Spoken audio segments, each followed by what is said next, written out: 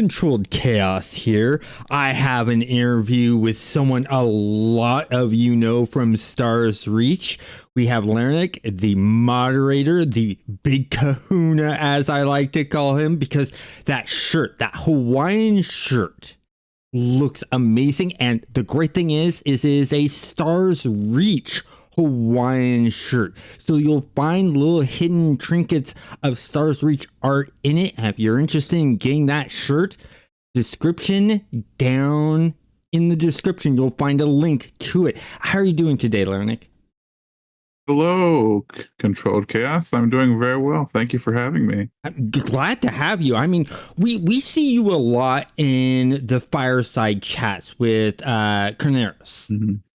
And That's so, true. you know, you're one of the big faces to the game, because we have Carneros, we have Raph, we have Dave, and the next person I can think of is you, because you're so kind. visual.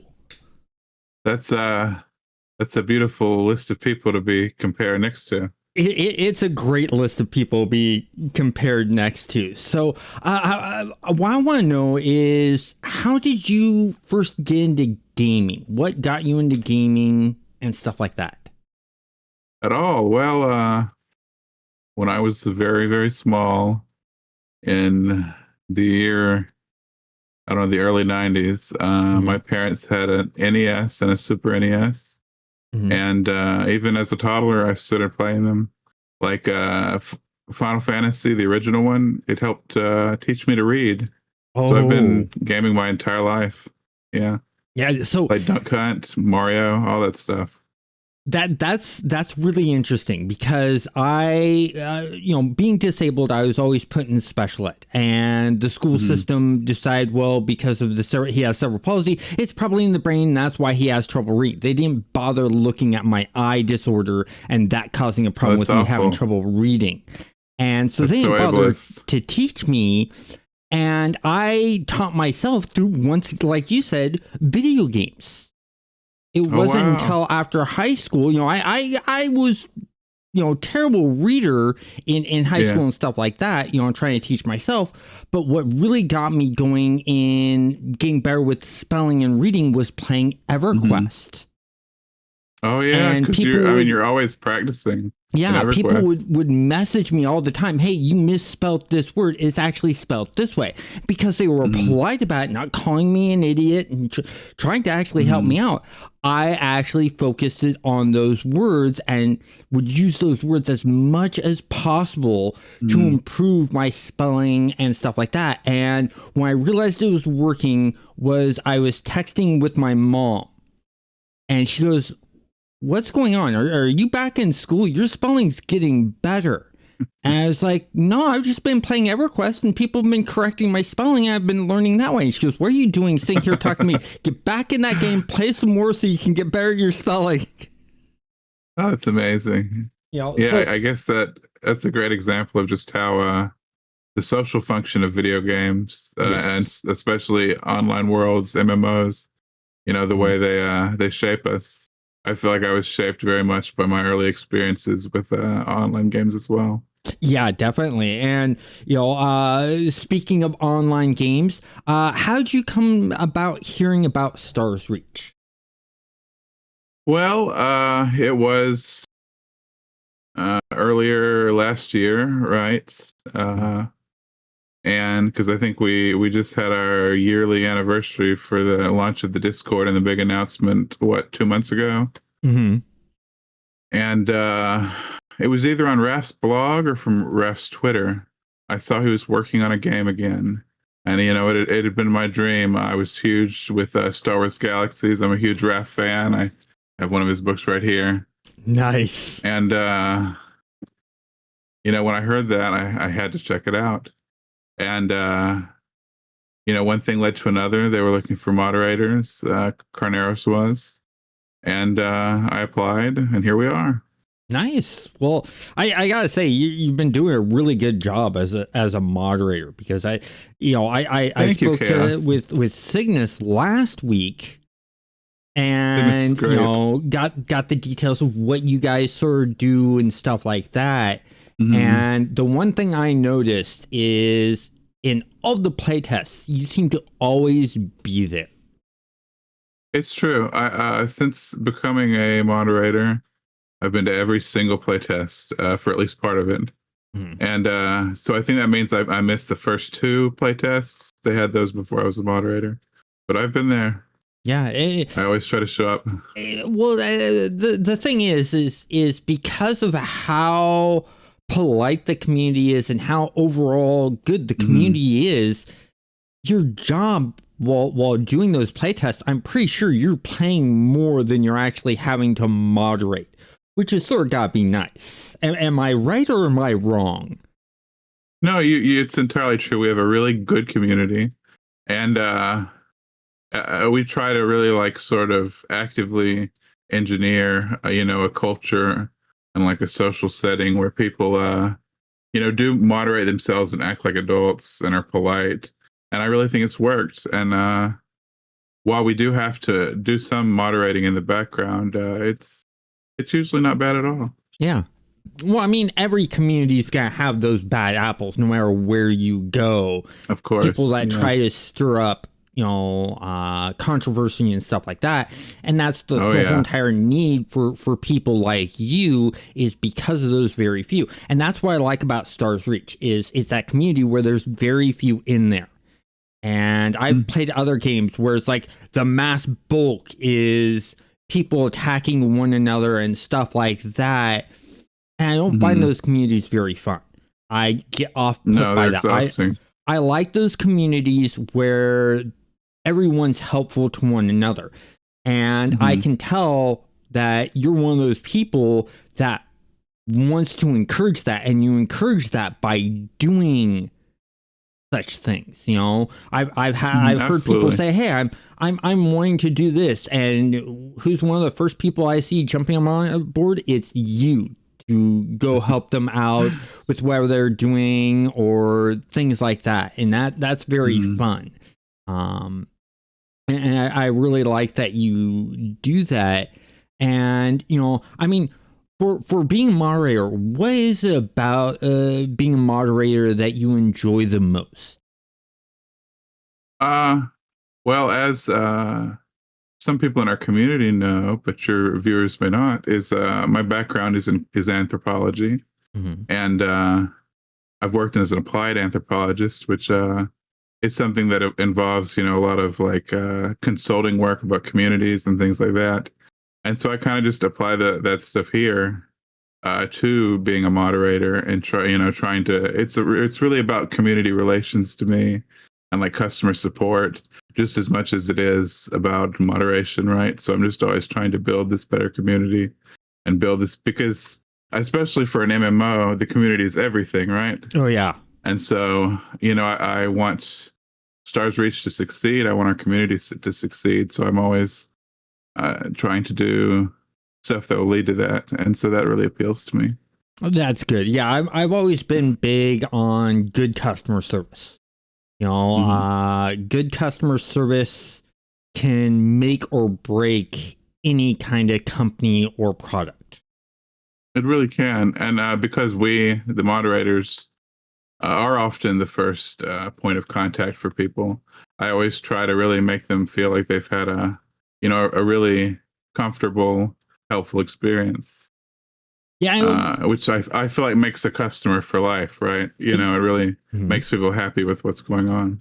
And I 100% agree with you on that. If someone has a good experience with a customer, they pretty much become a customer for life until that company starts doing things that makes that person go, ooh, they're changing in their values, and then want to back away. And absolutely. That's the one thing that I've noticed about Stars Reach, and the reason why I'm so excited for it and I think it's going to succeed, is not just the moderators, but the developers. The developers being so upfront about things and talking to the community on Discord and things like that. It's the first time I've seen a game development company that's not just small indie unknowns, but actual big known developers actually come into a voice chat and chat with us and things like that. That really impressed me. And the down-to-earthness that you get from all the developers, even up to Raph, is very refreshing. And so that's the reason why I'm excited for the Stars Reach, and I think it's going to be successful. Is they're not, oh, well, I've done this for 30 plus years, I know how to do everything, this is going to work perfectly fine type attitude. It's the attitude of things can still go wrong, but yet they still want to push the boundaries. And that's what I really like. It's really amazing. It's sort of experimental, right? This idea of the developers being actually enmeshed in the community, which just really appeals to me as an anthropologist. The kind of research we do is called participant observation. And it sort of is applying the same techniques. You are directly interacting with the community and like working with them.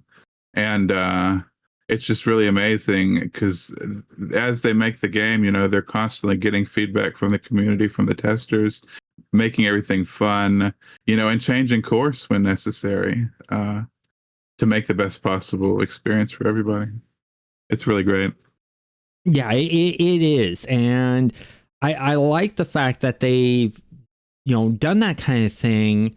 And what's really interesting is for like the last 10, 15 years, I've been looking for an MMO that pushes things forwards and is not doing the rinse and repeat that every other game does. Oh, yeah. I think the last one I played that actually pushed things forward was City of Heroes, where they really did something completely, something new and things like that. And it's Stars Reach caught my eye because of the world simulation and how they're doing that part of it. I'm like, that's never been done in an MMO. It's really cool. It is, and it's actually changed things that I'm normally interested in MMOs.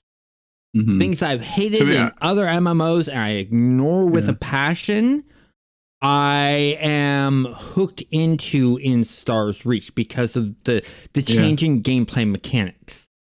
And that's what's really interesting. I think it is super interesting, the simulation. It's been a long time, as you said, since virtual world based games sort of broke out of this mold that was kind of solidified by World of Warcraft. And it's become a little bit stale, right? And so we see Stars Reach. It's taking a lot of lessons, not just from this old tradition of MMOs pre World of Warcraft with modern conveniences, but from the survival crafter genre, from cozy genres, from big simulation based games, and really creatively bring it into this whole new, coherent, cohesive new take on the online living world.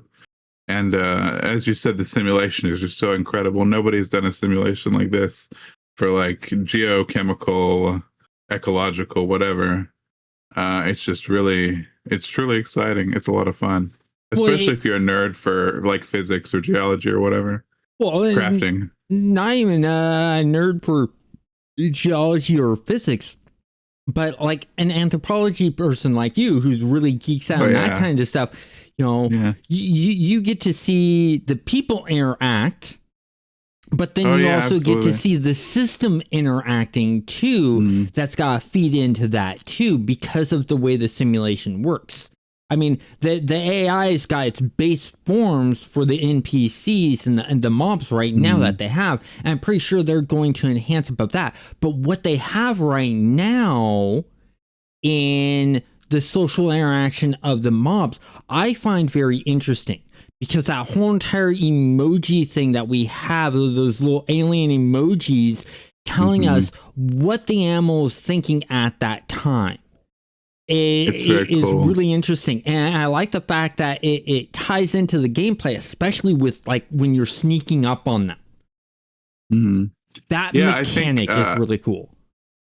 Jumping off what you said just a second ago, I actually do really credit Raph Koster once again with kindling my early interest in the social sciences, because Star Wars Galaxies really was about the way all these different social forces and economic forces and the world are all interconnected, in this dense, complex matrix.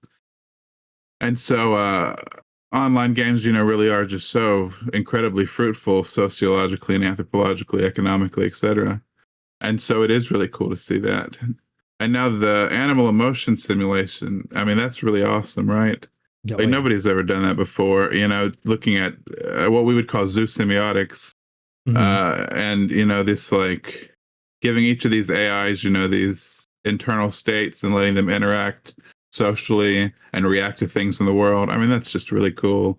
It makes the world feel alive. It really does. It does. And the fact that not only are they interacting with the world, but because we have the world simulations, they affect the world too, which is really cool. I like the fact that, they can throw fireballs and all of a sudden trees are caught on fire. Oh, yeah. Or they shoot an ice ball. Now there's an ice patch on the ground or on the water. It's just really fun and interesting. And it changes up the way combat is done completely. It does. Because you're not just sitting there worrying about what's around the world and how you maneuver around in the world. You have to worry about the constant changes in the state of what those creatures are doing to the world around you. It could be you're running from them and doing this turn. The next thing you know, you're running into fire, or you're slipping on you're going to stop to turn around. All of a sudden, you're sliding backwards because you're on a patch of ice that they threw down on the ground. Is really cool and interesting concept, and makes for a different challenge in interacting with these creatures. And the fact that this is just the beginning of this whole entire thing, because the game's in pre-alpha, I can't wait to see what they do for getting it up to release, and after release is what's going to be really interesting. Yeah, it's super interesting, just thinking about this sort of stale model of combat we see in a lot of games. And it really just switches it all up by bringing in this terrain-based, morphological, forces going on, interacting all together emergently. I mean, it is like a totally new approach to combat, and you could do so much with it, right? I mean, the mind is just explodes with possibilities when you think about it. It does, and it's going to be interesting, especially with this next update with more weapons and the actual official weapons coming out, because the weapons we have in Stars Reach right now are, as Dave has stated, are all placeholder weapons to test out the systems. And that the next update that we're getting presumably is going to have some of the official moving forward weapons that we're supposed to actually have for the game. And that's going to be very interesting to see. Yeah, no, I can't wait to see, how people react to the direction they're going, and just, move forward with the weapons. Because we really have, we've been using these same weapons since the very beginning, almost a year, right? Oh yeah. So it'll be really cool to have some new ways to interact with the mobs. It will, and it's the creativity of the team and how they're going to do things and stuff like that that really interests me, because they're not just being creative with creating this new simulation world, but the way the weapons work. The Omni Blaster, it does a slight homing onto the target. You got things like the companion orbs that do fire damage, and and each one's functionally different. I love that. I love how they're functionally, methodologically, in practice, like each one is a different kind of gameplay. Like that's what a different weapon type should be, not just like blunt damage, and different weapon skills.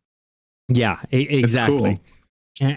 And I agree with you, and I can't wait to see what they do. And the thing is being a creative person and a game developer, my mind sort of spins up on different weapon ideas. The only reason I don't bring it up to the developers is I already know that they already have a queue and a list there, and that they're trying to just get to release. I don't want to bring on feature creep to them. because feature creep to a game can be the death of a game. Yeah, it's especially dangerous, because it can just keep dragging down development forever, and they definitely don't want that. And they're really good about. I mean, they're very agile. They're very good at project management. Yes. So we're avoiding that sort of thing. But it is just really exciting imagining all the different things that they may be able to potentially do once we've successfully released, I mean, and they're so good about building robust systems and dev tools that you can, build off of really well. I mean, the possibilities are endless. They really are. Well, and that's the great thing. And the smart move that they made with choosing something like Unity. Because Unity, you can make the dev tools in the game engine. I've done it before working on several previous games I've worked on. I need to be able to easily do this. And then the coder goes and makes the code. And now there's a simplistic interface for me to be able to change numbers and values and different little things to tweak without having to go into the code. So now instead of having to have the coder go in and make those changes that a designer wants, the designer can go in and do it themselves. Which makes the workflow so much easier. Yeah, I first learned the same when I was trying to start development, just experimenting with doing it in VR chat. Because VR chat is a very robust system for just experimenting with Unity for doing VR games. Yeah. And people have made really helpful dev tools. Oh, yeah. And it's just very helpful. It's a good engine for this. And they've really, they've worked directly with Unity to make Unity better and to make everything work, which is really cool. It is. And that's what I like is when a game engine works with the developers to make the developers' jobs a lot easier. I've seen Unreal do the same thing. Epic does the same thing with Unreal. You're making this game, you have this license set up, we're going to jump in and help you figure this out. And maybe even do some of the heavy behind the scenes code, back-end coding for the game engine to get the functionality that the developers are looking for. And I've seen the same thing happen with Unity, where because it's, you can buy a license for Unity where you get access to the source code for Unity so that you can make your own sort of tools and then sell those tools for other developers to buy. And what does Unity go and do? Oh, this is taking off really big. Let's bring you into the fold and make that group that made that tool part of the Unity team. Is a really interesting way of doing things. Yeah. And I sort of see Stars Reach doing the same thing. They reach out to the community when they're looking for something like more moderators, or they need graphics designers or whatever. They let us players know, hey, we're looking for these types of people because you want to grab someone that has the passion for the project. And that's the one thing with doing all these interviews I've noticed from all the developers. They have a passion for the project. And the fact that they're bringing in people that aren't just regular run-of-the-mill developers, but specialists in certain areas. Absolutely. Such as like Megan, the world builder. And we've had developers who worked on so many cool things. Worked at LucasArts, worked at Blizzard, many who worked at Sony Online Entertainment, of course. Oh yeah. Worked at The Sims, worked on The Sims. Just so many cool backgrounds. It's really amazing to see and seeing it all together, come together. Just to create this novel, extremely interesting, setting that we've never seen before. That Raph has worked on, and bring it to life. It's really, really cool. I just love it. I really do. It is. And that's the one thing that I noticed is I knew, from the get-go that Raph was working on this. I'd known for like over 20 years that he had wanted to do another thing like Star Wars Galaxies. And I waited and waited, and then he announced Stars Reach. And I got into testing it, and then they did the Kickstarter. And when they brought up the Kickstarter page, that's where they had the list of the games that the developers have worked on. And when I saw things like, I knew, UO was going to be on there. I knew Star Wars Galaxies was going to be there on there. I knew Tribes was going to be on there. I knew PlanetSide was going to be on there because both Raph and Dave. What surprised me was seeing developers from like Guild Wars and City Heroes. Oh, yeah. And stuff like that. He's built a really good, strong game developer team around him, but especially in the MMO sphere, which is nice because the turnaround that I'm seeing with the updates is the quickest I've ever seen in it's amazing. an MMO. Because it's truly agile. Oh, yes. And I've done a lot of testing of different MMOs. I was in the test for Star Wars Galaxies. I was in the test for PlanetSide. I was in the test for PlanetSide 2. I was in the test for Guild Wars 2. I was in the test for City Heroes. A bunch of different MMOs. And with those, it was always, we waited months and months before we would see any kind of update. Or like add-on or changes or balances or anything like that, even in the test phase. With Stars Reach, the difference is that I'm seeing that's unique is we're not waiting months. We wait like 2 or 3 weeks. They're like lightning. Yeah. Like lightning. And I mean, you'll see and obviously this pace is not sustainable all the time. Oh, yeah, but after the last update, they popped out 2 hot fixes in no time, Yeah. Because they knew how important it was to solve some of those problems, and they work like lightning. It's amazing. They do, and that's what I find is interesting is when there's a big problem, they go to fix it as quickly as possible. And the fact that they actually listen to what players have to say that could lead to a fix is amazing. For instance, with the Twilight update, the heavy lag we were getting in space when leaving the space station.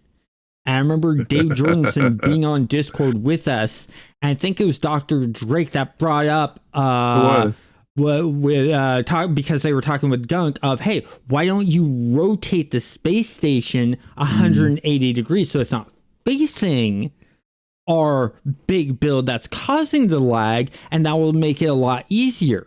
And Dave going, we didn't even think of that. And I know why they didn't think of it. It's because they're so close to the project that the simple Sometimes ideas just don't hit them right away. Yeah. And it did help, just by spinning it around, we're not rendering it anymore, at least not completely. Yeah. So it saves a lot of polygons. It does. It was a great idea.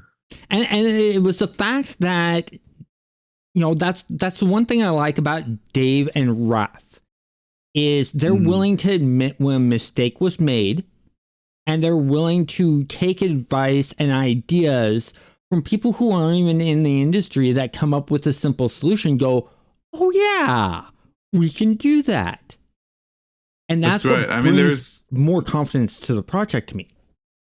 Oh yeah, absolutely. Yeah, there's no such thing. I mean, that's something you're supposed to. It's like one of those startup advice things. Is there's no bad feedback. We always want any kind of feedback we get. We want to take advantage that someone gave that to us, and use it to make a difference. And so we're always listening to feedback from the community. And I mean, there's some users like gosh darn, like Jess, like Drake, who come constantly to tests and have just found so many bugs, and helped us isolate so many problems. Chase, lots of people. Jarek. It's great. It really is. I mean, a lot of those that you mentioned, I've actually interviewed those players and talked to those players, and they're very passionate about the game and, in everything it does. And they all sort of focus in on one area that they're mainly passionate about and very creative with. I mean, you got things like Dr. Drake, who's really good at like the farming and the plants and trees and stuff like that. Really, really good with that. You know, when I'm doing a build and I want to add sort of like a planted area, who do I call on? I reach out to him and say, hey, can you make me something really cool in this area? And then you have people like Wobi, who's really amazingly good at these insane builds. The best that they do. He's insanely crazy and helps other people realize what you can, the creative things that you can do with the most simplest parts. And everyone looks at that and gets influenced by what he does. You know, great example of influence of what he does is look at the freighter that Gunk's built. You know, it's so cool. It's amazingly big. It's huge. And it's a mix of both the fabrication parts and the Instaformer blocks and merging those together just right. You know, I can look at it because I know all the parts. I can go, oh, they use that part to create this. And they use these other parts to create these effects.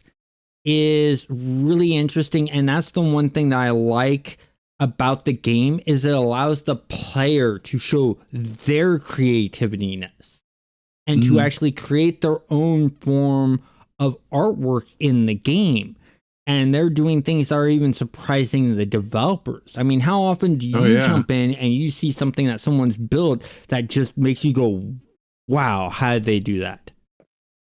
I mean, it surprises the developers so much that initially, after observing the work that Drake and Gunk were doing with farming and botanicals, they decided to redo how the farming system worked.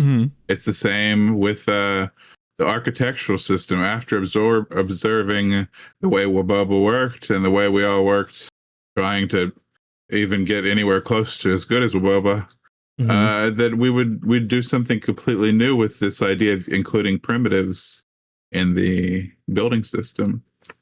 You know, so I mean, it's really cool. Just the level of expression and also the way the developers want to continue to enable that expression. You know, it's amazing. It's a lot of fun. It is, and it's fun seeing the screenshots and stuff like that. And the one thing I'm really waiting for that's gonna add more artistic creativeness is when I'm hoping that when they put in the journalist system, they put in some kind of screenshot system. Oh yeah, that'd be great. Manipulate in some way the screenshot, because that's the one thing I like in No Man's Sky is you can take a screenshot and you can say, okay, it's night now, but I want to change it to where it's showing as sunlight. And I want to add, you know, take away some of the clouds or the fogs. Yeah. I want the lens flare to be like this. Has a good one too. And, you know, I think that would be really cool, because then you'll have those photographers jumping in, really fine tuning and tweaking things that will make things interesting. Yeah, I think that'll be great. Final Fantasy, I didn't mean to interrupt you. Final Fantasy 14 has a really, really good photography system, just like No Man's Sky. And I mean, you see how useful that is, like in an MMO there. Yeah. Because people want to take photos of their friends. They want to take cute photos of their characters and post them online. Yeah, I really think that would be fun to fold that into the journalist profession with like a photography tree. I mean, mentally, I always think of it, you know, like the Star Wars professions with 4 trees that each do different things. And obviously we're not exactly doing that. But it would be super cool if we could enable that in a creative way that meshed with the game and, you know, made the reporter thing very special.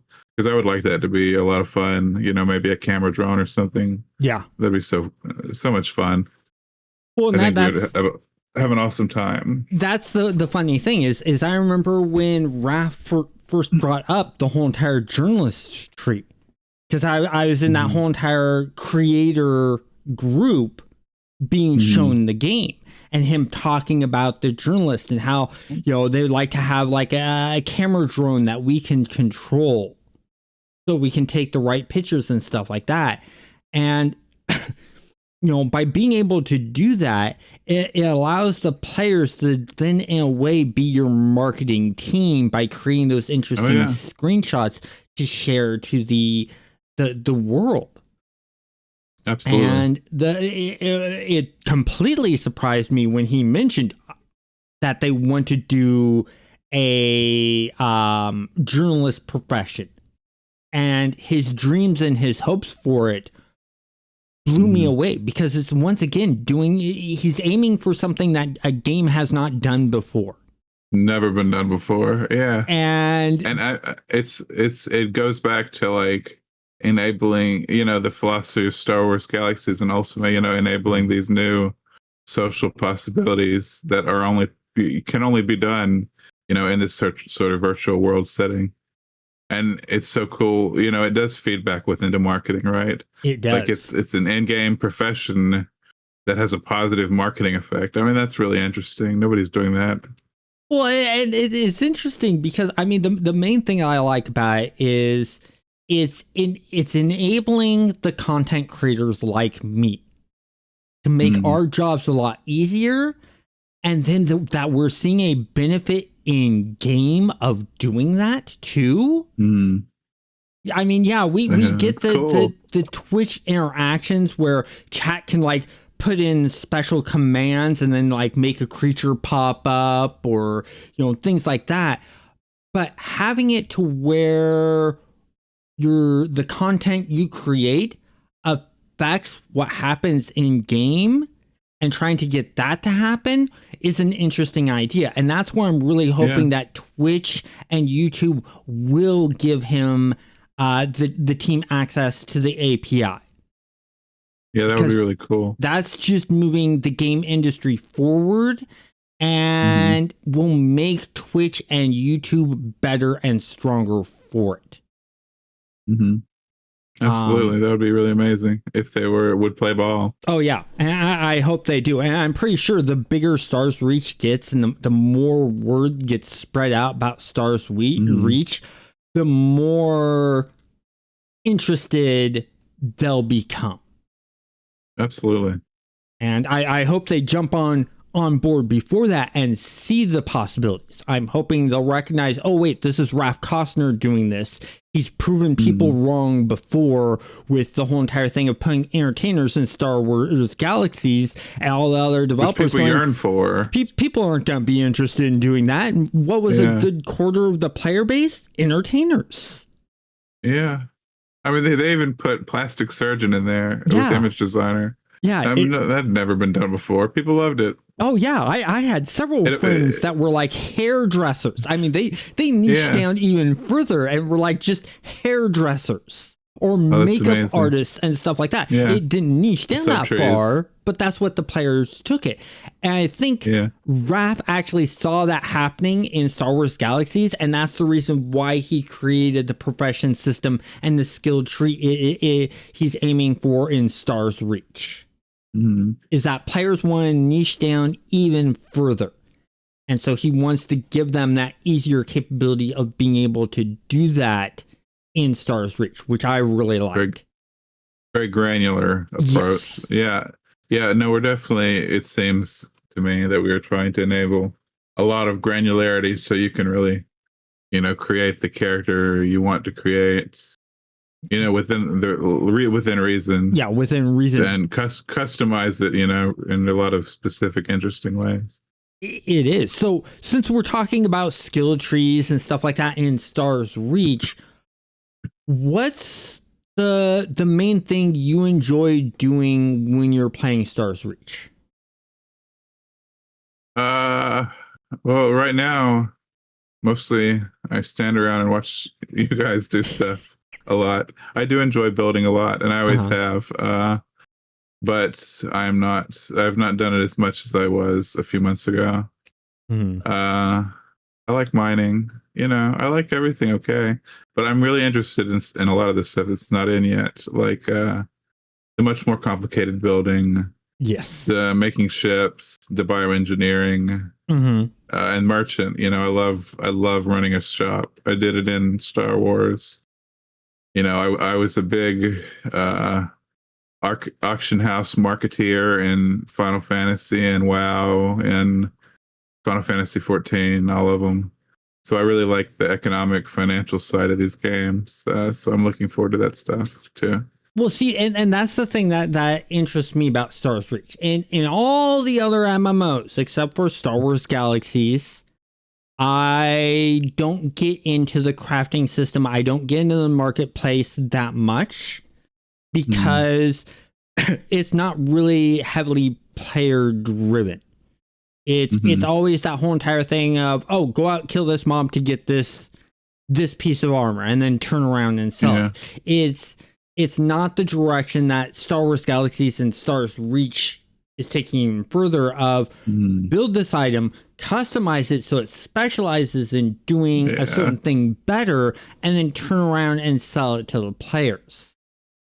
And you have to market, right? Like it opens that up to marketing, location. Yeah, it does. But supplier, just lots of interesting dynamics.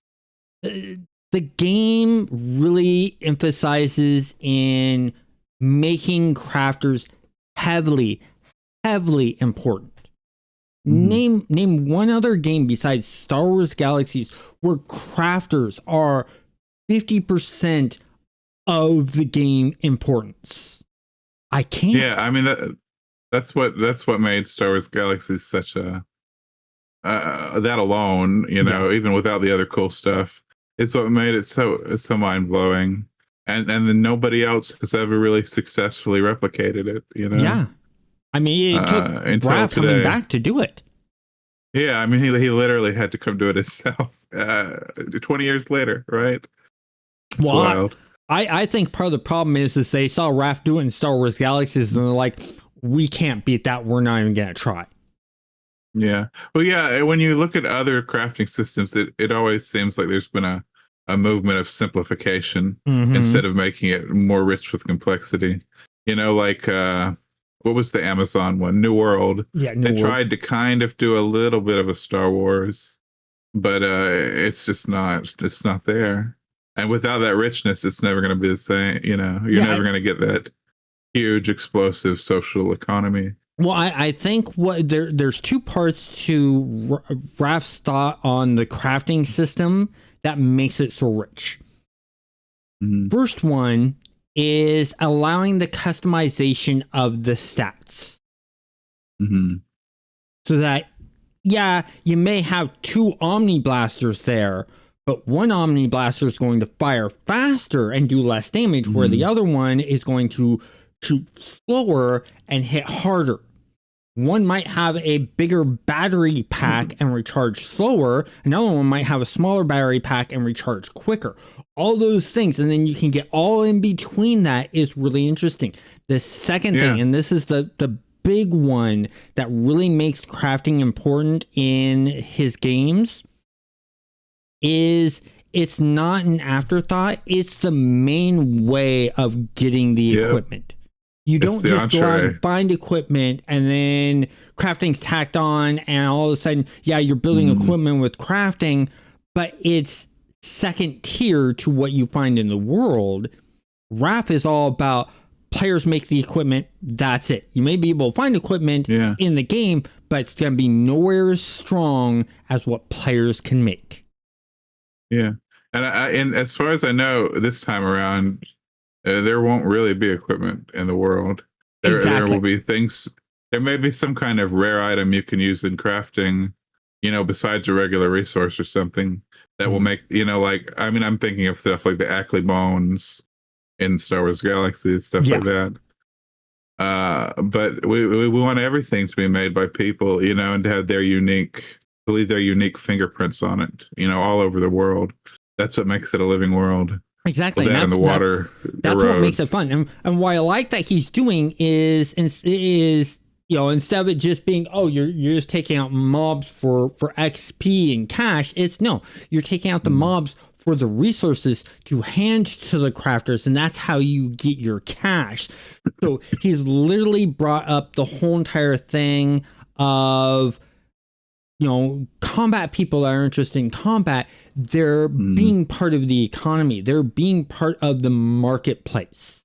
And that's how they make their money. But on top of that, you also have the whole entire idea of the labs that the servitors have created that you dig up that are underground, and finding special blueprints for a unique weapon or item that then the crafters have to build. And the added functionality of that of being the servitors don't want you to have that. So while you're trying to run out of the lab and get to the crafter, you're being chased by the servitor, adds another gameplay functionality to it, and very interesting. And then he entwined into that, well, we had smugglers in Star Wars Galaxies. Why don't we have the smuggler profession make it so that they have an easier time hiding that blueprint from the servitors to get to the crafter? I'm really excited that we'll have a kind of smuggler with a smuggling gameplay loop. Yeah, I'm excited for that. A lot of people will be happy about that. What I want to see is how they're going to do bounty hunting. Well, as Rod says, everyone keeps mentioning bounty hunting, but we've never officially said the word.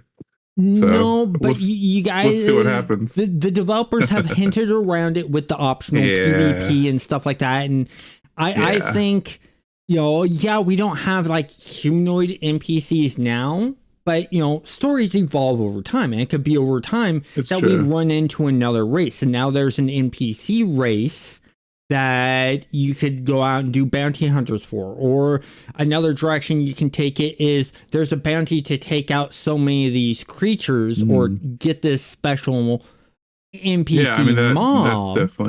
That definitely seems possible. Type of thing. I think a lot of people really do love bounty hunter, so it would be great to see some kind of incarnation of it, but I'm not sure how they want to achieve it. It's also, we just don't know exactly how many things we'll be able to, there are certain things that need to be done by launch and other things that can potentially be a little bit later. So we just have to see where it goes. I'm not expecting it at launch. I just hope it happens at some point in time. Is what I think where we're at with PvP right now, is that it's a post-launch feature. Well, and I have a sense that the PvP is going to be really good. And there's one reason why the PvP is going to be really good. Dave Jordanson. Yeah, Dave is an expert in that area. For people who don't know, Dave directed PlanetSide, the first-person shooter MMO at Sony Online Entertainment.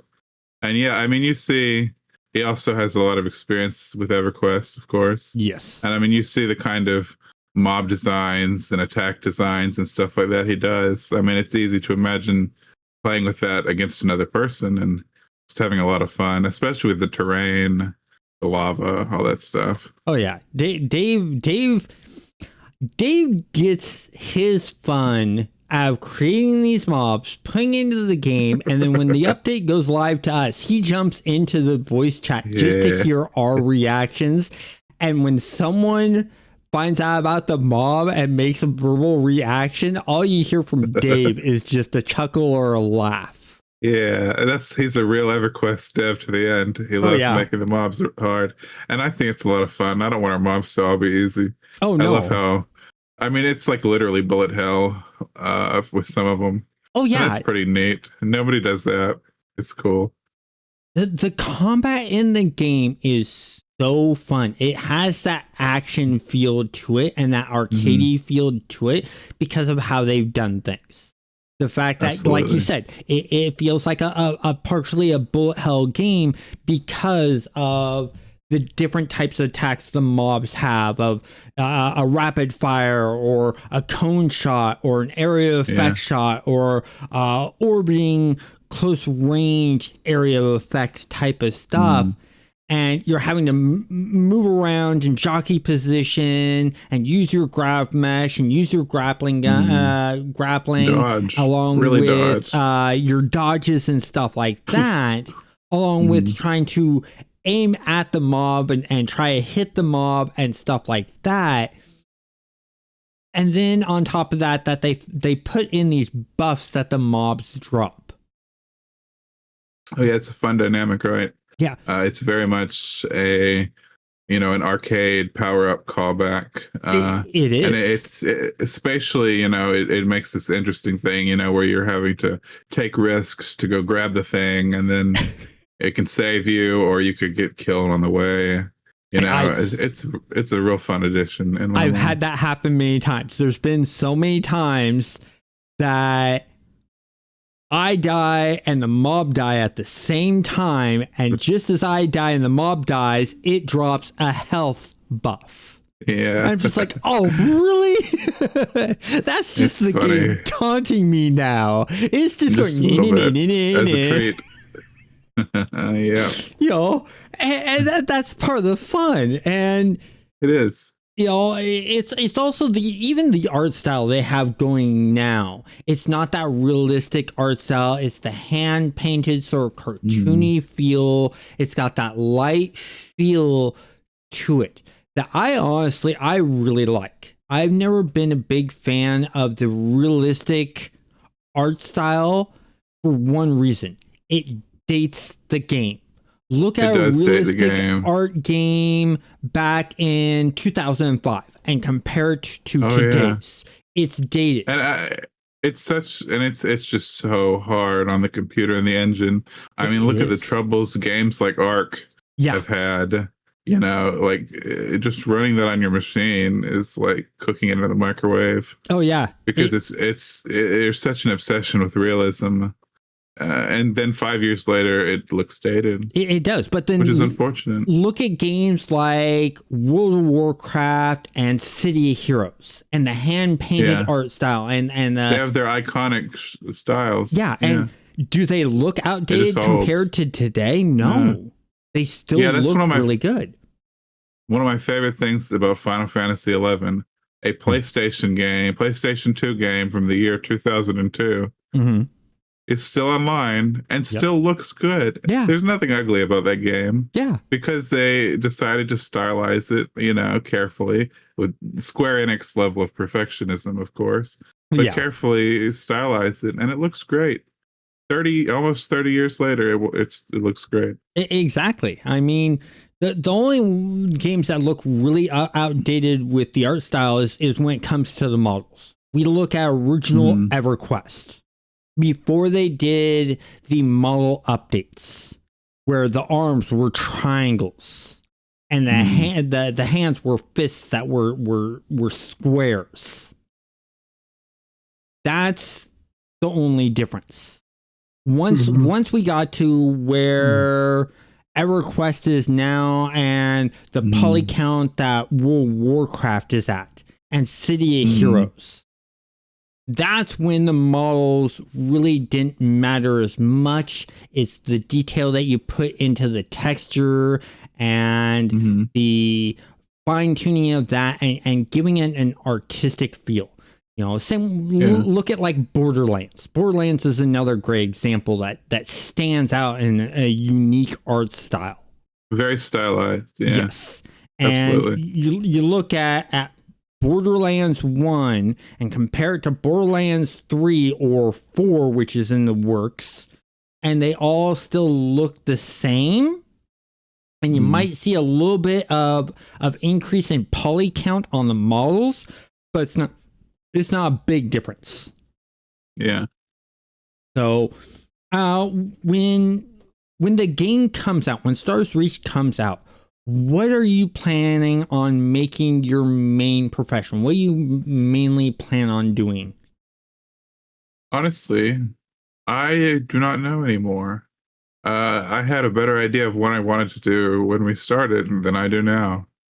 I'm sure I will have some kind of shop, but everything else is up in the air. It might be bioengineer. It might be architect. Maybe something we haven't done yet, or it might be politician. Like I really do want.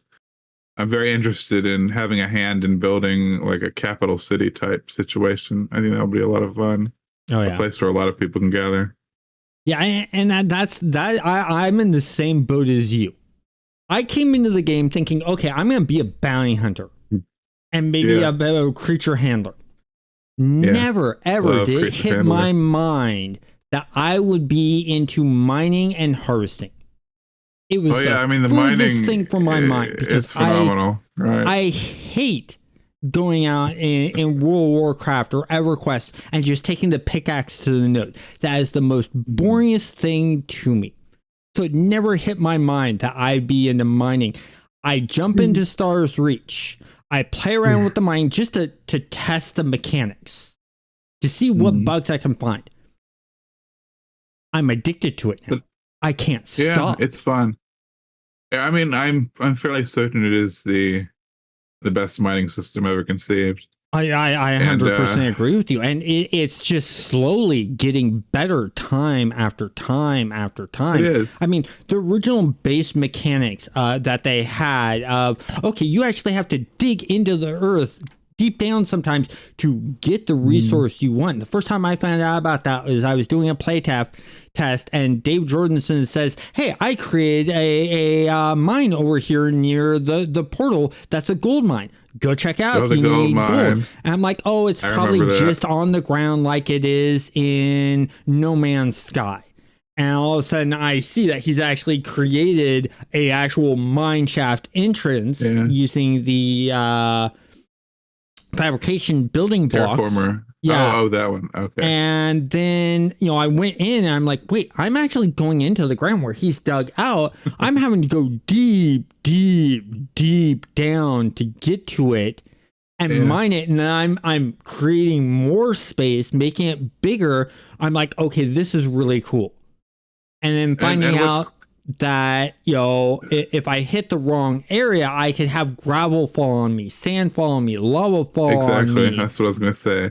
The sand will actually, I mean, if you dig straight down, the sand will fill in the hole. Yes. A lot of people have trouble with this, and the roof will collapse, all sorts of cool stuff that we're doing there, to really make it's actual mining, and there are risks and rewards. And I mean, I believe the plan. 90% certain we've talked about this publicly, so I can say it. Is they want to do stuff like explosive gases eventually, and you'll run into a pocket and you'll poison yourself. I mean, just cool stuff like that. See, it's really fun.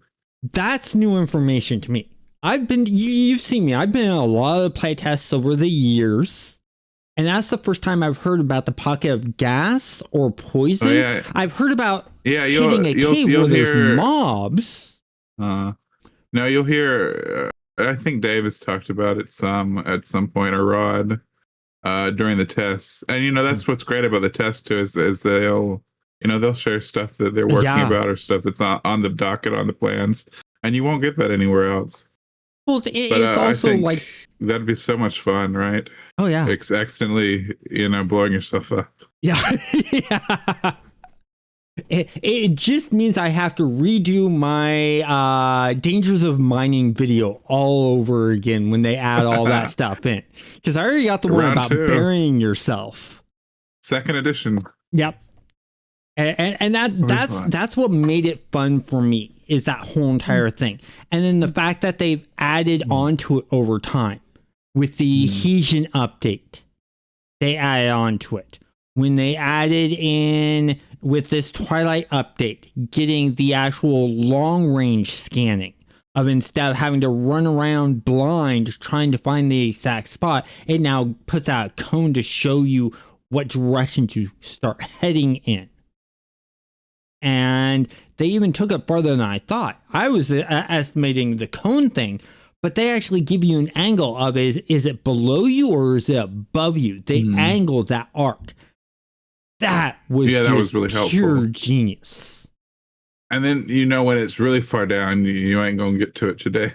Oh yeah. I've had ones like that where I point at the blocks and I see, it's 20 meters below me. I'm like, oh, this is gonna take some time, especially like you said, when it's above sand.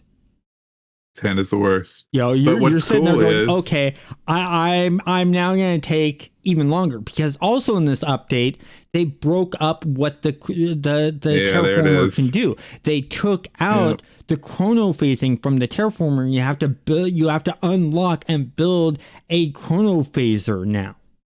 Yeah, and and the chrono phaser, I just unlocked the skill, and then that was it. Yeah, and it's another just good example of how deep the system is. With the chronophaser, you can heat things up, you can speed them forward in geological time and erode them, or reverse them in geological time. And turn them into rocks. And so you may be turning that sand into sandstone, or melting it into glass as your solution for trying to get past it, which is something nobody's ever done, like having actual transmutation happening in the world. I mean, that's really cool. That is a nice mechanic that's new to the MMO. I've barely seen it in any other video games overall. But the other thing I really like is you can get the mobs to do the same thing for you. I remember when we had those 5 planets, we had Pyromesis, which was the desert planet, if I remember correctly. And I remember that... No. Pyromesis is the mushroom. Mushroom planet. What was the name of the desert planet? I'm trying to remember. Oh no, have I already forgotten? This is horrible. I know.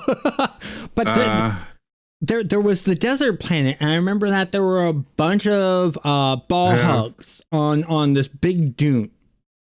And I remember every time I needed to get glass, I would ignore pulling out my chronophaser. I would just attack those ball hugs because they'd shoot fireballs and turn the sand into glass for me. So I was getting combat experience, and then I was harvesting up that glass. So I was getting 2 things done at once. And that's what really, once again, heavily impresses me, is how you're not the only one affecting the world. Everything else is affecting the world around you, whether it be the meteors or the mobs or things like that. And seeing the changes of what they've done with meteors. I just remembered it's Zeraxa. Oh, Zeraxa. Thank you. Yeah, see, there you go. The number one expert of Stars Reach that's not a developer is Leric. Pure and simple.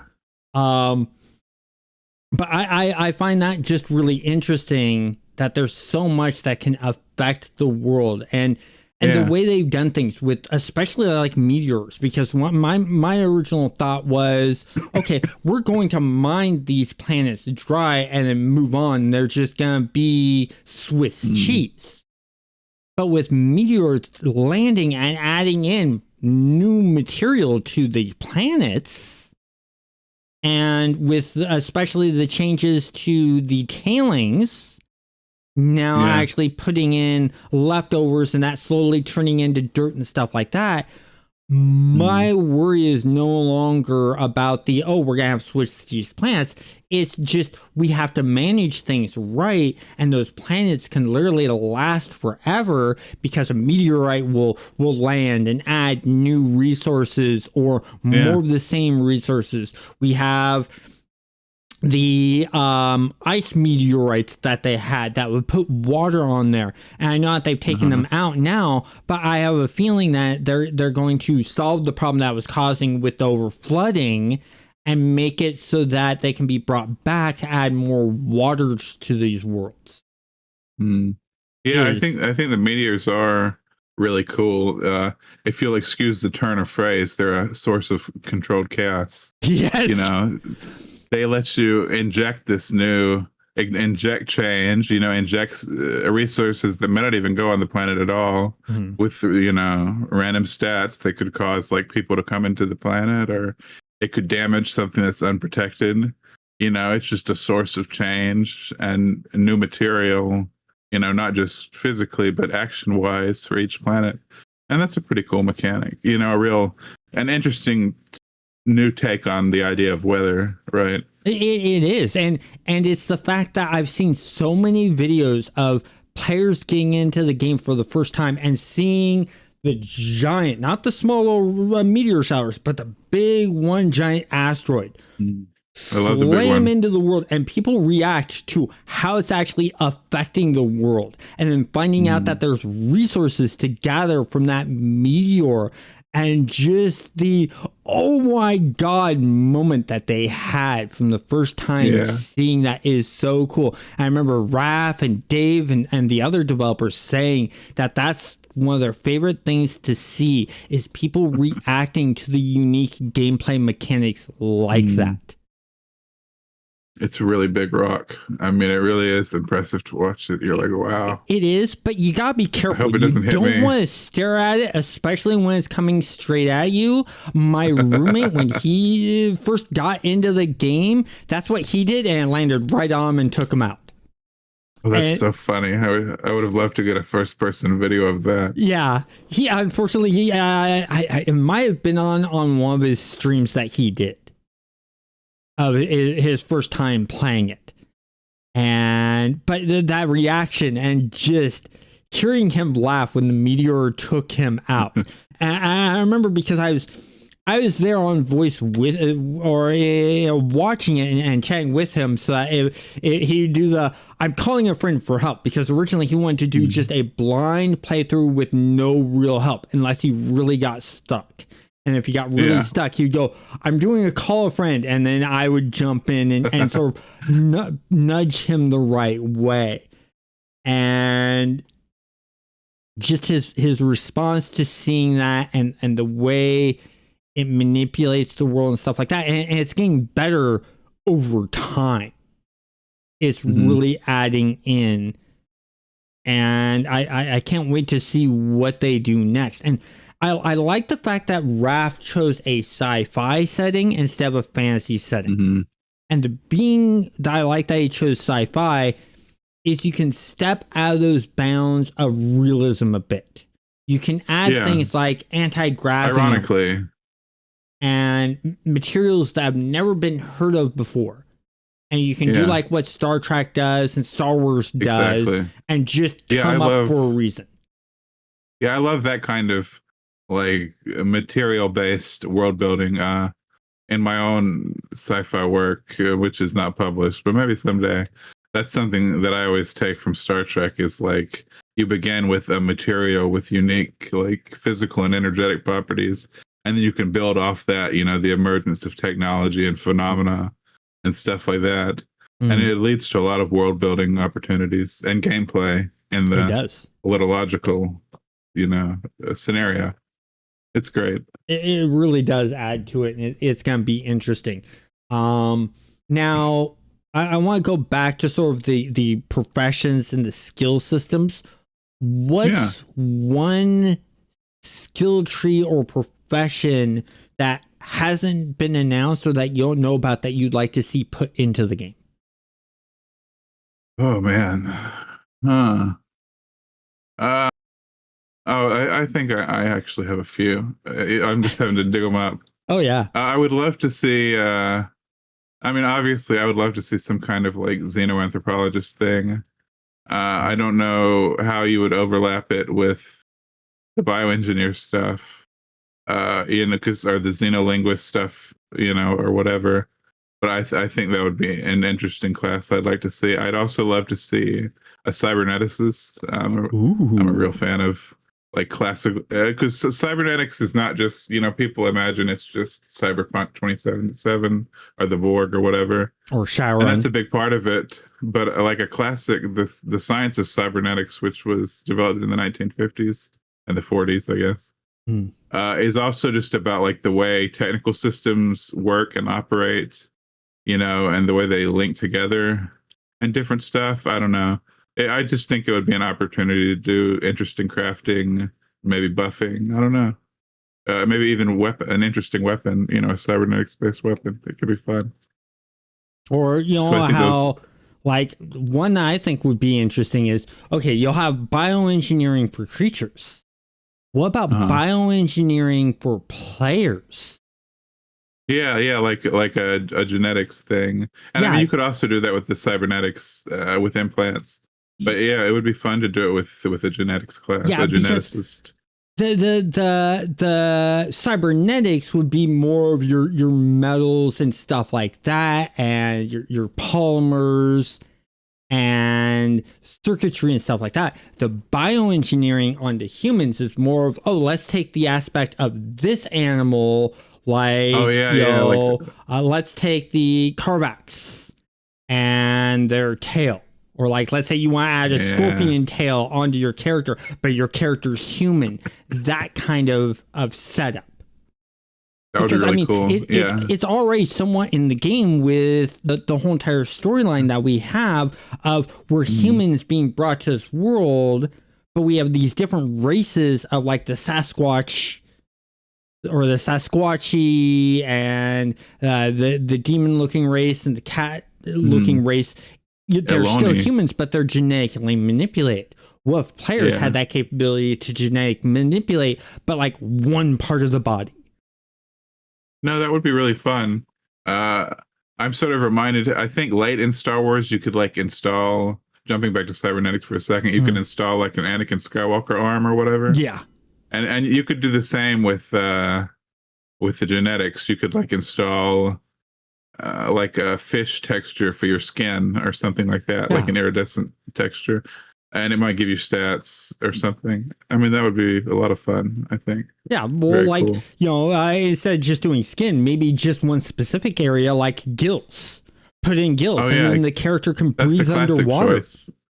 Yeah, that would be perfect. That'd be a lot of fun. You know, that'd be a really cool idea.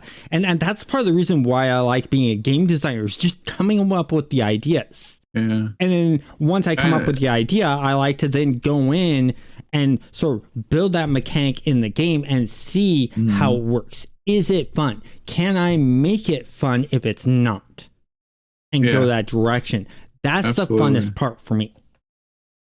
Yeah, I love game design, just the experimentality of it, right? You know, because Raph actually, he talks about it like it's playing jazz. You know, you have to experiment and see if it's good, and then, you know, work off that.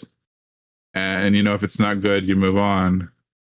And it's like a constant process of self-experiment to see if something's fun and if it works with everything else. Yeah, definitely. I mean, since you're interested in game design, what aspect of game design interests you the most? Is it the coding side? Is it the graphics side, the art side, like maybe music? Because I see that the keyboard behind you and all those knobs and dials and stuff like that. Is it the 2D art, the 3D art, the animation? What area, if you were going to game design, would you go? I don't know. I obviously I'm probably best suited for like community management or something, or marketing, you know, and just my educational background. But I've done some like solo indie unpublished stuff. I do have one arcade game I published on my website, actually. Oh, nice. And I really like, you know, like the actual design part is really fun. I do like music. I am my musical work is very much inspired by like the oh god, 1 second. Sorry, I'm getting a message I have to respond to. Okay. It's just Leric doing his actual moderator job live in this video. Gotta love it. Okay, I'm done. All right. So I'm really inspired by like guys like Umatsu, who did Final Fantasy. Oh yeah. And so this kind of like classical filmic game music is really beautiful to me. But and I also do visual arts. I've done Photoshop, graphic design for over 20 years. Oh, nice. But I would really come back to design. I would love to design classes, worlds, game systems, things like that. Systems design. That'd be a lot of fun. Now, since you mentioned that you made your own game, did you start off with like an idea and then build like a dev doc around that and then prototype it and move from there? What was your process as an indie developer? So, I started with the idea based on Conway's Game of Life. And so, like a lot of fun little games, people, you know, kind of get infatuated with Conway's Game of Life. I took a spin on it, and I called it Conway's Reaper. And if people go to lericdax.com and click on games, they can play it. You will need a keyboard. It will not work on your phone. But what it is all around you as you play, like Conway's Game of Life, little creatures are, forming and morphing, and you play as this black cube trying to eat them, sort of like the Pac-Man. Okay. And so the goal is to finally wipe off everything on the board to win. But of course, every time you move something, they explode into new forms because you kind of push them. Mm-hmm. And so it's like this give or take, I, as far as I know, only one person has ever beaten it. Excellent. So, well, what I'm going to do is I'm going to put a link I'll give you the actual link down in the description so people can go and check it out. Perfect. Because I'd love people to check out indie developers and stuff like that. Because I mean, right now, part of what I do is I am also working on my own video game, which is mixed between miniature golf and pinball. Where I've taken that sounds fun. Pinball parts and just spread it across a miniature golf course. So you're not having one obstacle get through. You have a bunch, but then as you're bumping into these different obstacles, instead of it just being an obstacle, it's actually giving you points and increasing your score. Yeah. And that's fun little stuff like that. And I had a good almost vertical slice of it without, I did have a vertical slice without the multiplayer because I do want to I am putting multiplayer into it. But I ended up having to redo all of the code from scratch because it wasn't built with multiplayer at the beginning, which was my mistake because as an independent, I never worked on a multiplayer by myself. I'm not the code side of things, so I didn't think that way. And so I'm having to start all over again and rebuild it back up code-wise. Art-wise, it's still there. The only thing I need to do is redo the textures because the textures were done in 500 pixels by 500 pixels because the game was originally designed for mobile. I came out with control schemes that work really well for controllers and keyboard and mouse. So I was like, why not just throw into those? But now I need to redo the textures because if I take that 500 pixels by 500 pixels, you put it on a 4K screen, that's going to be really pixelated. So I'm redoing all the texture art in 4K. Because if I were to take that 500 by 500 and try to blow up to 4K, it's either going to look pixelated or it's going to look blurry. Yeah, it's much easier to downscale from something big. You can downscale all you want from something big to something small, and it's perfectly fine. Until you get so small, you go to 1 pixel, everything's just going to look like a color at that point in time. But, I find the fun in creating the ideas and the gameplay mechanics. Once I've done that, I like to go in and start working on the models, the textures, and the UI. I have a lot of fun with those. And I especially like UI, and that's mainly because of Steve Jackson. And that's because, you know who Steve Jackson is, right? Rick, it's Steve Jackson Games. Yes, he's the guy who created Munchkins, Car Wars. Yeah, it's the Munchkin guy. That's what I thought. Okay, so I do know who he is. Yes, I was lucky enough to work with an independent developer that was actually working on a Munchkin video game for the Xbox 360. He was my college professor, and he knew that I worked for Microsoft Game Studios as a game tester. So he brought me on. I remember you talking about it before. Yeah, being the Microsoft thing. Game tester for the game and another game. And during that process, Steve Jackson was like, "Oh, we want to do a version of Car Wars and make a video game out of that." And so my boss said, "Okay, we're going to do this. I don't have anyone to do UI." I stepped up and said, "Hey, I'll put my hand in doing the UI. I know 2D graphics and stuff like that." And I did it, and I took a huge look at the drawings that they had for Car Wars and stuff like that, and the art style that they were using for any kind of interface and stuff like that. I just replicated that and created the whole entire UI layout. And Steve Jackson was like, one of the best things about the proposal we gave to him, he said that stuck out to him was the UI design. He said it was spot on to how he envisioned things. And that made me feel so good. Yeah, I mean, he's a really experienced designer. He made all those tabletop things. And so, it's that kind of thing. And that's the other thing that I like of working with these, testing with this game is the responses you get from developers. The gratitude of finding a bug or giving an idea. Or just mentioning something that you think is cool, and then you hearing a developer going, well, maybe we should add that in the game. Let me bring up next meeting. Yeah. We can add it after release or something like that, or we can fold it into this other gameplay mechanic. It's so nice to hear. It is. I mean, they're always listening, and it's so cool to get to hang out with.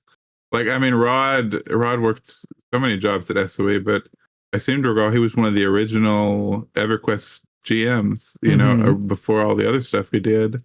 Getting to hang out with Dave, with Raph, it's really cool, and they always are listening. They're always, I mean, that's the point of the play tests. People think, I mean, they're not primarily quality assurance tests, although it helps a lot with that. They're play tests because they're observing how people play, and taking notes and that's thinking about how to make the game better. Well, that's the other thing is with you bringing up Rod and him being a GM in EverQuest and now a developer reminds me of Matt, who is the lead developer for PlanetSide 2. He started off as a game tester for PlanetSide. Oh yeah, that's cool. And that's one thing that I want to bring up to you is that the fact that even though you're not in the games industry and you want to get in the games industry, the best thing you can do is get your foot in the door as either in customer service, in game testing. If you're into marketing, marketing, get into marketing, and then you can move to other areas once you're in there. Yeah, it's a super competitive industry, but there are a lot of it has, an unusually high amount of ways to, I think, sort of halfway get your foot in the door, and prove yourself and network. I think it's because it's such a people focused industry, and it is like a very social industry. So there are a lot of opportunities like that. There are, and it makes it very fun. I mean, if Raph were to come up to you and say, hey, I have this job opening in Playable Worlds and I think you'd be great for it, what are the likelihoods that you would jump on that? Oh, I would jump as high as he told me to. Trust me, I would do the same thing. How high? I mean, how high? Before, I'll jump it. Before actually being in these play tests, I always had respect for Raph and Dave for the work that they'd done. I mean, when I went to college, I read Raph's books. Of course. He's a real intellectual hero. Yeah, I mean, they're fun to read, but it was part of the curriculum. Grades. We had to read them. There were tests that were done that based off the book and stuff like that. But once I actually got into this playtest and got to actually interact with Raph and Dave, I have even more respect for them because they're down to earth, they're friendly, they're just as geeky as you and me are, if not more. And that's one of the funnest things is getting Raph to talk about his game development times and telling stories. Oh, yeah. There's so many of us that just sort of sit down and go, tell us more, Daddy Raph. It's like getting to sit at Leonardo da Vinci's feet, Yeah, it is. I mean, really the impact is like that, so many things in our world go back to Raph's mind, and to Raph's work. They really do. And I don't know, it's always so cool listening to his stories about his time at Sony or his time working on Ultima with Richard Garrett. I mean, it's awesome. I always enjoy it. It when he has time. So the other thing I really like is the fact that, like I've mentioned several times before, that we can influence the developers and what they do. And couple great examples. We've given one with you talking about the farming and how Gunk messing around with the planting and stuff like that made them change how they're going about doing farming. Another example I have is with Dave Jordanson and the Carvex. And I get this message from him, you know, when talking to him about it. He's like, well, this is influenced by you. I'm like, what?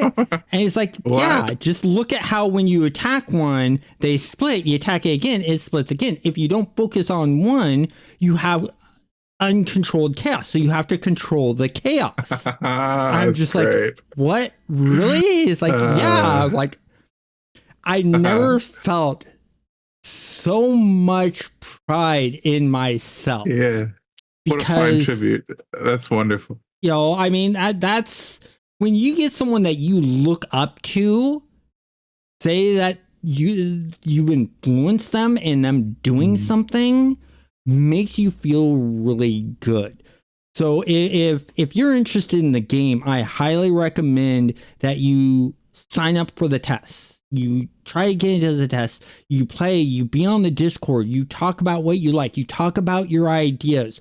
Or if you're not a verbal talker, they have the suggestion area and the developers are in there. And that's the other thing I like, is it's not just Dave or Raph that's in there making comments. We'll see Johnny Owl, John Brown, Jim, Megan, and all these other developers pop in and say things and respond to comments. That's really, really nice. Absolutely. Yeah, and it's just amazing, the level of community interaction, you know, the level of listening. I mean, it's a wonderful experiment. And I mean, they learn so much from listening to us and hang out and like observing, you know, what we do during the play tests. They do. And that's the cool thing, is because I've seen you actually make comments of improvements that you'd like to see and how, you know, things to add to the games and stuff like that. And the developers respond to you too. So in all honesty, I mean, yeah, you're a moderator, but I also see you as a player and a fan first off. And the moderators just sort of like when you pop up and you're doing your moderator job, putting up the test notes or patch notes or putting up the schedule and stuff like that. It's like, oh, that's right, Lernix's a moderator. Yeah, no, I try to, you know, just make sure everything is happening on time. Everything is in order. You know, Nina has the survey that we do, and I help make sure that happens and people take the survey. Yep. And you know, those surveys get read, you know, people take them seriously. People appreciate the feedback, and we appreciate when people do them. And that's, like you said, for people who are quiet, you know, for people who don't want to necessarily talk, you know, in the big group, take that survey, man. Oh yeah. They will get the message.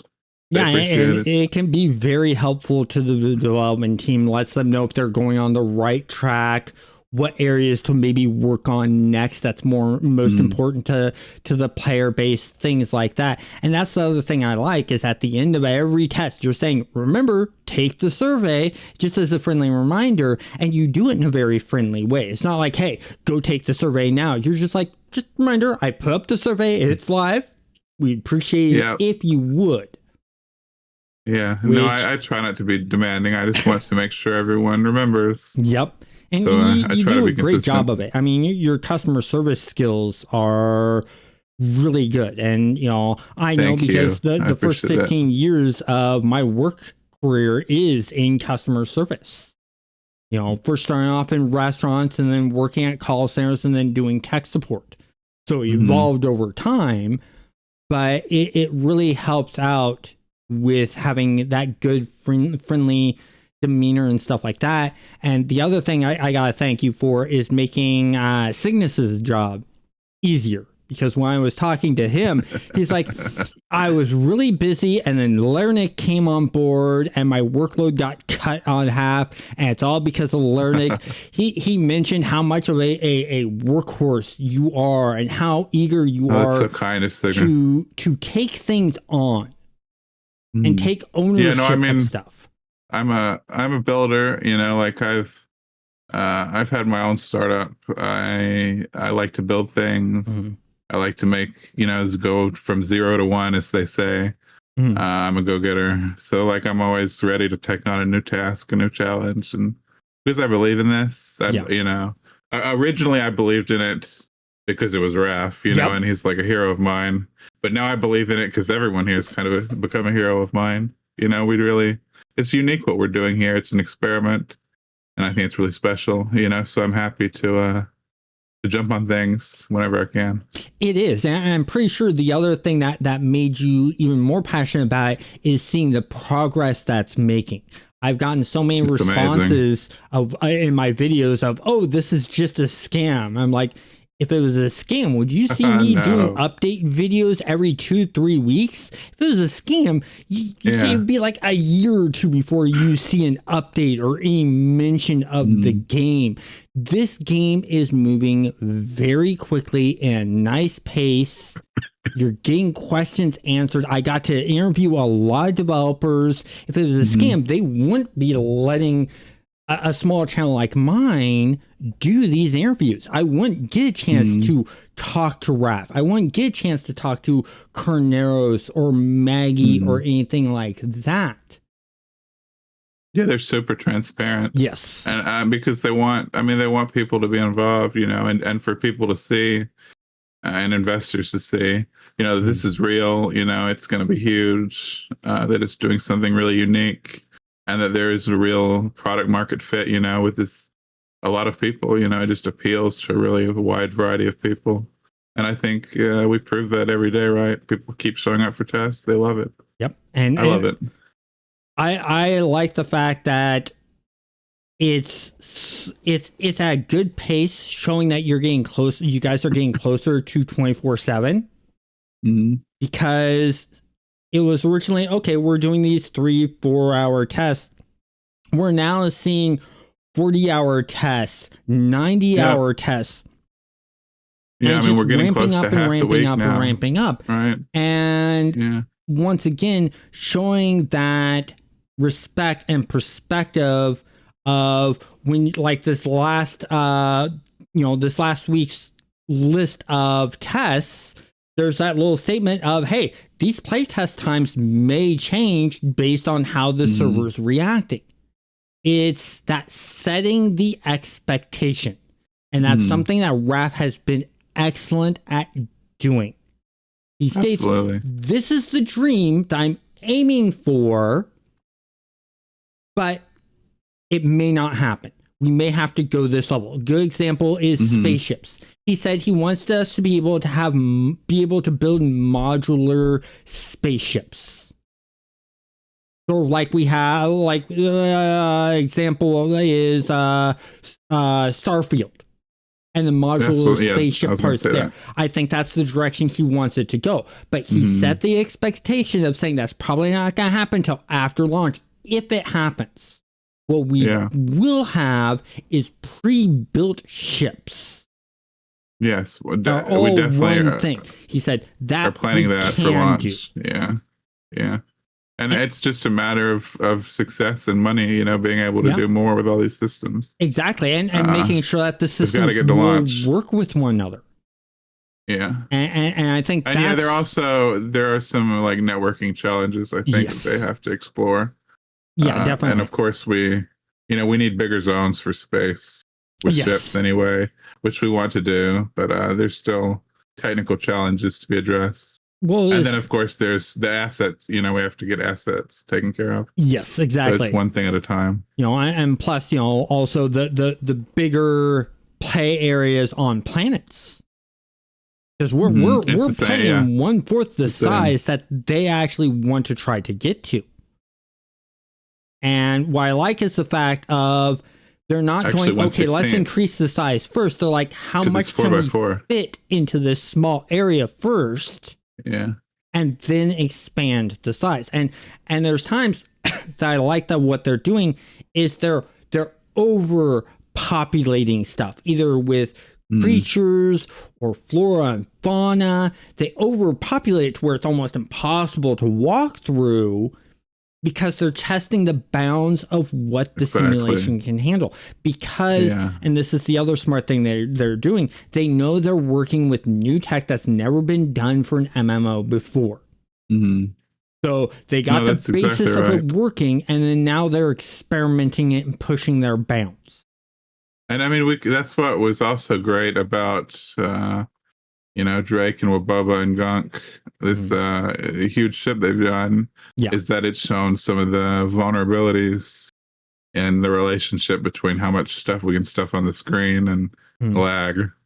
Well, and so it's an opportunity for us to address it early. Exactly. And that's another smart thing that the developers are doing, is I've seen so many other developers that when something like that happens, what do? They're like, okay, we're going to take this down for now and we'll address it later.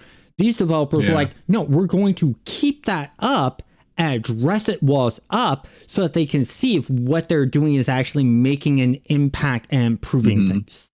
That's a very smart move, because then us testers and people watching the live streams and the videos can see the change over the time and see the improvements. Yeah. And that it is, it's still pre-alpha. We're still building. And this is like a vital part of that. And I mean, it was important because we needed to see what would happen if you stuck 100 homesteads together or whatever and filled them with stuff. Now we know.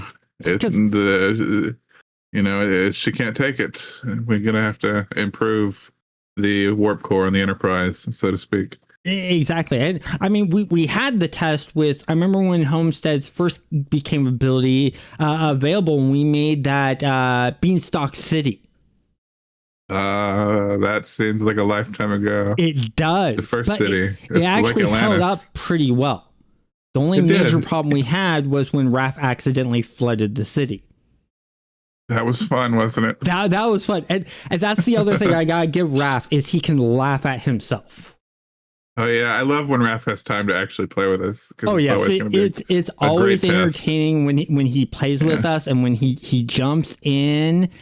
And I like the fact that he comes up with an idea that of what he's going to do, what he wants to do, and he's got an idea of that. And then he sees the players jump in to help, and then he sort of stands back and watches us work on his idea. And the main time I saw that was when we had the wild wormholes, and one of the wild wormhole planets, it had this hill, and at the bottom of the hill was one lake, and at the top was another, and he was creating this ditch to create sort of a waterfall river that would go down. And he started digging out. A bunch of us jumped in to help out. And then he's all of a sudden now standing over to the side, watching us create what he was envisioning and trying to do, and just chatting with us and having fun. Yeah, that was a fun day. It was. And I love anything in this game that has to do with digging a hole and draining water through it. Yeah.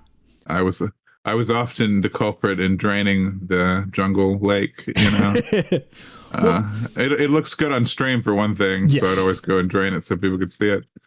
But it's always so fun when he can jump in and play with us. It's the same with Dave, we had those like roving hunting parties when the mob update first came out. I remember those. With him. And that was a lot of fun, right? Or with Rod, building the Rodney Old West City. That was fun. Well, I remember, there's two things I remember. I remember, first off, when the player dug a hole straight down in this lake, hit lava, and caused that geyser. Oh yeah, and that was fun. I remember Raph's response of Strout saying, "We knew mathematically it could happen, but it's another thing when you actually see it happen in the game engine or the simulation that you've built." And it was awesome. And I'm glad to know that what we actually designed but hadn't had a chance to test and check out actually works. And that had to make him feel so good. And you know, he deserves it. The other time I remember is when we were doing the end of the Worlds event for the new 3 planets we have now and get ready of the 5 planets. That was fun, wasn't it? That was cool. Yeah. That was nice. But what happened before then was a bunch of us were working on taking out this maker, and it was a really strong, powerful maker that was causing waves of mobs to come in, and it was this huge war zone effect. And what's crazy is we thought that was the event, and it was just a bug that was causing it. Exactly. But we had the best time with that bug. We made our own event waiting for Rod. Yeah, exactly. And we were having a really fun afternoon. It was, but what was even funnier is when we mentioned it to Dave, and Dave was so upset that he had missed that. Oh, I bet he was. Because it looked like a war zone. Because I remember hearing about it, and I was like rushing to go there. I'm like, how do I find it? And they're like, okay, it's on the forested plant. When you find the bald section in the corner, you'll know you'll have hit it because everything got burnt down. Yeah, I mean, that was like probably the most intense combat experience we've had in the game. I mean, we were having to do strategy and tactics for real. Oh, yeah. We building walls and stuff. I mean, it was crazy. It was so fun. I was there for hours. I was like one of the last people to leave. And just, even after everyone had left and things had calmed down, there was still a small amount of us sitting there. And what impressed me is, based on the amount of people were there, was based on the amount of mobs that would come out. Mm-hmm. So when people started leaving and there were less people, there was less mobs. So it was still a fun, interactive. We weren't getting overran. It was still challenging. And in all honesty, if they kept that kind of bug in there, I wouldn't be upset. Yeah, no, I mean, I would love for us to have planets that can trigger crazy battles like that. Oh, yeah. And, you know, maybe call people in, have rewards. I mean, that's fun to me. Oh, yeah. I thought it was great gameplay. I mean, pure simple, just name the planet Warworld. A little nod to DC there, but it's literally what it felt like it was. Yeah. And I mean, maybe we can give like worlds special attributes. And so there are worlds like that. I mean, that would be cool. I'd love to see that. I wouldn't be surprised if they do that in the future. Yeah, because, totally. I mean, that's the other thing that I like. And this is the last thing I want to talk about is the open-mindedness of the developers. I like the fact that Raph said, this is my overall idea, but this is your guys' world. Mm-hmm. And when he says your guys' world, he's not talking the developers. He's talking us players. We influence the decisions and the ideas and the mechanics that are put into the game. Absolutely. How many games have you seen where players get to influence it that big? Yeah. No, and it's such a good business practice because it's an MMO. You have to have people to play it for it to exist. Oh, yeah. And so you want people to have a game that they like. And so you're working with them to create a project that they like and they're happy with it. Yeah. You know? And I mean, I think that's great because I don't want a product I don't like. I want a product I do like. Right? Oh, yeah, definitely. And I agree with you because, I mean, I like how Raph has handled it with, this is my idea, the overall arcing idea.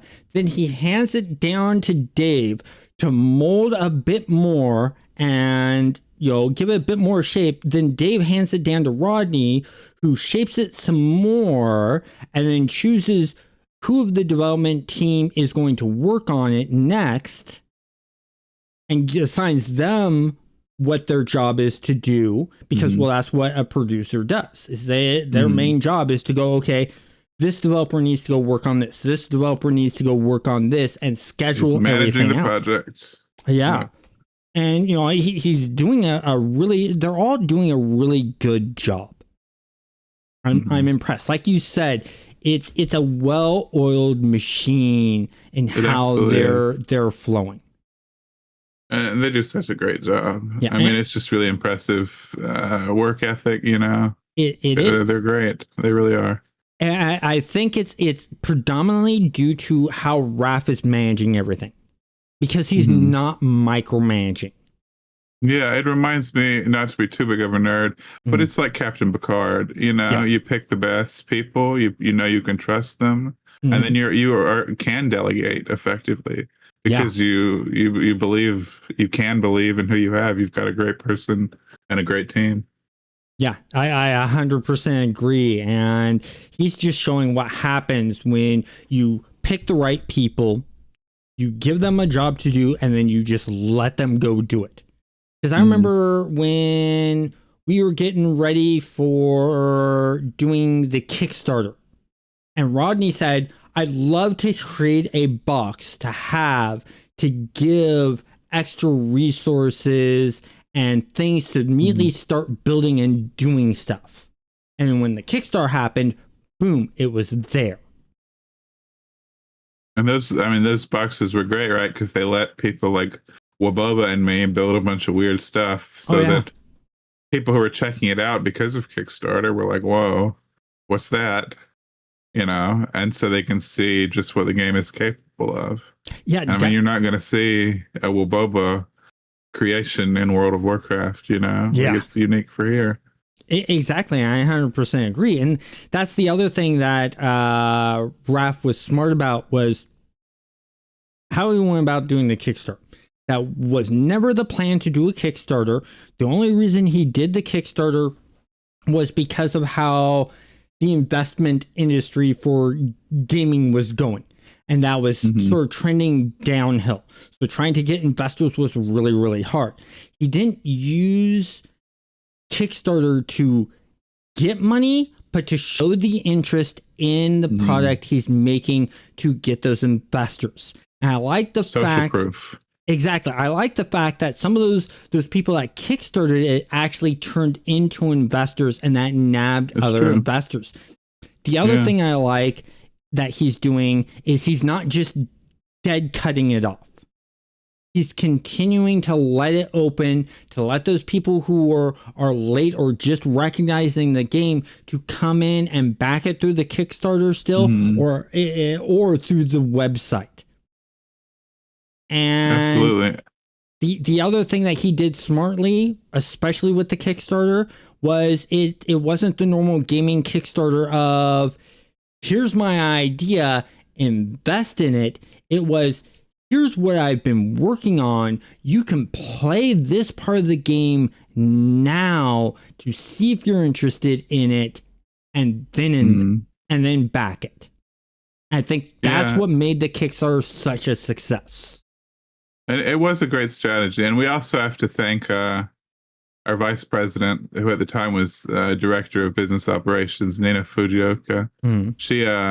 She worked so hard on making the Kickstarter, putting everything together, taking care of stuff behind the scenes, you know, mechanically with Kickstarter, with the accounts, with Stripe later, all this stuff, and just making it possible. And it was great, you know.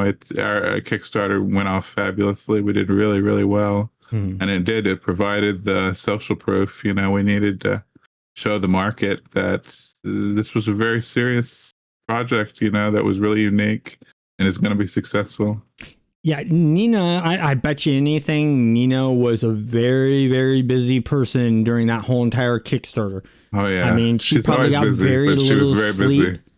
Just like how when they did the Adhesion update, when we're working on the Adhesion update, Megan was probably very, very busy because all the Adhesion changes that collapsed all the caves, and she had to redo construction and create those buttresses for the caves and stuff like that. She was very busy. But I think that they don't mind being busy for those little bit amounts of time, because they're doing what they're passionate about and they believe in the project. Oh yeah, absolutely.